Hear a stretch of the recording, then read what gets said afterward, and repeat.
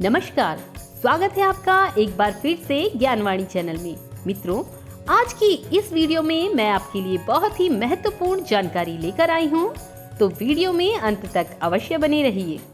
जब भी किसी महान दानी का नाम लिया जाता है तो दानवीर कर्ण का नाम हमारे मस्तिष्क में अवश्य आता है, और आए भी क्यों ना, वो थे ही इतने महान दानी।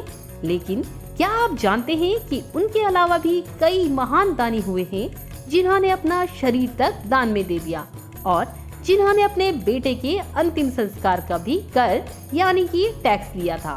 तो चलिए आज जानते हैं इतिहास के कुछ ऐसे ही महान दानियों के विषय में। किंतु वीडियो शुरू करने से पहले आप सभी से मेरा निवेदन है कि अगर आप चैनल पर नए हैं तो चैनल को सब्सक्राइब जरूर करें। तो चलिए सर्वप्रथम जानते हैं महान दानी दैत्यराज बलि के विषय में। प्रहलाद के पौत्र एवं विरोचन के पुत्र, इन्हें सबसे बड़ा दानवीर माना जाता है, जिन्होंने भगवान वामन को न सिर्फ पृथ्वी एवं स्वर्ग अपितु स्वयं को भी दान दे दिया। इन्होंने भगवान वामन को 3 पग भूमि दान देने का निश्चय किया, वो भी ये जानते हुए कि वे साक्षात विष्णु जी के अवतार हैं। जब वामन देव ने 2 पगों में पृथ्वी एवं स्वर्ग को नाप लिया, तब तीसरे पग के लिए इन्होंने अपना शीश आगे कर दिया। इससे वामन देव अत्यंत प्रसन्न हुए और इन्हें चिरंजीवी बनाकर पाताल लोक का स्थायी राज्य प्रदान किया। आज भी पूजा में हम इन्हीं बलि के श्लोक को पढ़ते हैं कि येन बद्धो बलि राजा दानवेंद्रो महाबला तेन त्वाम प्रतिबद्धनामि रक्षे मांचल मांचला। दैत्यराज बलि के बाद अगले दानवीरों की श्रेणी में आते हैं महर्षि दधीची। महर्षि अथवर्ण के पुत्र एवं ब्रह्मा जी के पौत्र ने दान की सर्वोत्तम परिभाषा स्थापित की। इन्होंने अनंत काल तक तप कर अथाह पुण्य अर्जित किया। जब वृत्तासुर ने अत्याचार किया तो उसके वध के लिए इंद्र जी को एक महान दिव्य अस्त्र की आवश्यकता पड़ी। तब उस अस्त्र के लिए दधीची ने अपने प्राणों का त्याग कर दिया और उनकी हड्डियों से विश्वकर्मा ने वज्र का निर्माण किया, जिससे इंद्र ने वृत्तासुर का वध किया। इनके बाद अगले दानवीरों की श्रेणी में आते हैं राजा हरिश्चंद्र। इन्होंने तो दान की सारी सीमाएं पार कर दी। ये श्री राम जी के पूर्वज थे, जिन्होंने दान में अपना सारा साम्राज्य महर्षि विश्वामित्र जी को दे दिया। जीवन यापन के लिए इन्होंने एक चांडाल के यहाँ नौकरी की।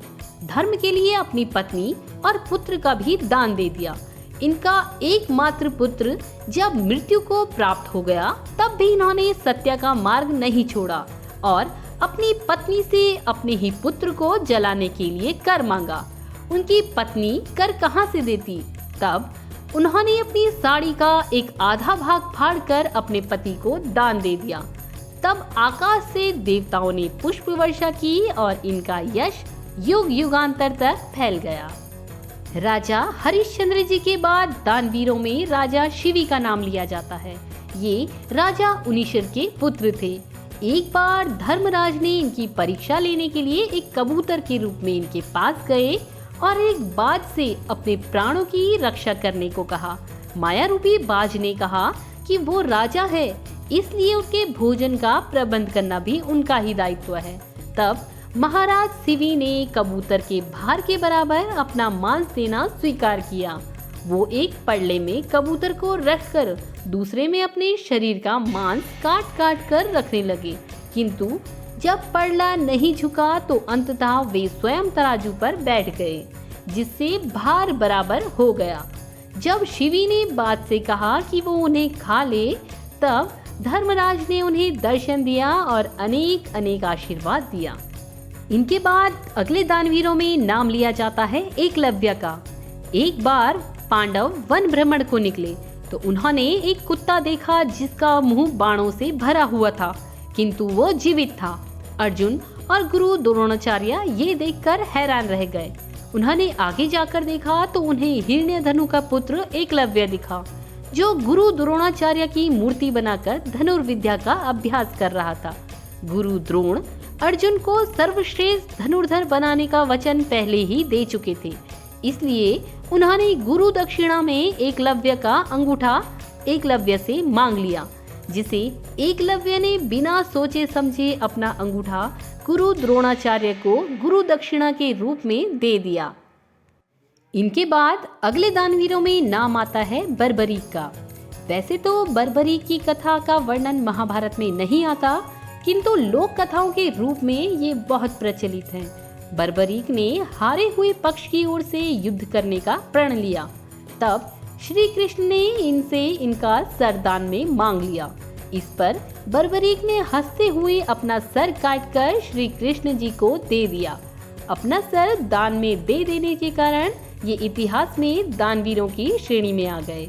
इसके बाद बर्बरीक ने इच्छा जताई कि इन्हें ये युद्ध जो महाभारत का युद्ध है यह देखना है, तो श्री कृष्ण ने इनका सर एक पहाड़ी पर रख दिया, जहां से इन्होंने सारा महाभारत का युद्ध देखा।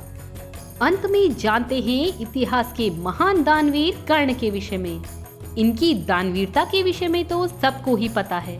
इन्होंने ये जानते हुए कि इंद्र अर्जुन की सहायता के लिए इनका कवच मांग रहे हैं, तो इन्होंने अपना कवच कुंडल काटकर दान में दे दिया। कुंती को दान के रूप में इन्होंने 4 पांडवों का जीवन दान दिया और इसी कारण युधिष्ठिर, भीम, नकुल और सहदेव को परास्त करने के बाद भी इन्होंने उनके प्राण नहीं लिए। प्रतिदिन सूर्य पूजा के बाद इनके पास जो भी कुछ होता था वो ये दान दे देते थे। इनके द्वार से कोई भी याचक कभी भी खाली नहीं जाता था। तो ये थी इतिहास के महान दानवीरों के विषय में जानकारी। उम्मीद है दोस्तों जानकारी आपको पसंद आई होगी, तो वीडियो को लाइक और शेयर जरूर करें। मिलते हैं अपने अगले वीडियो में। धन्यवाद।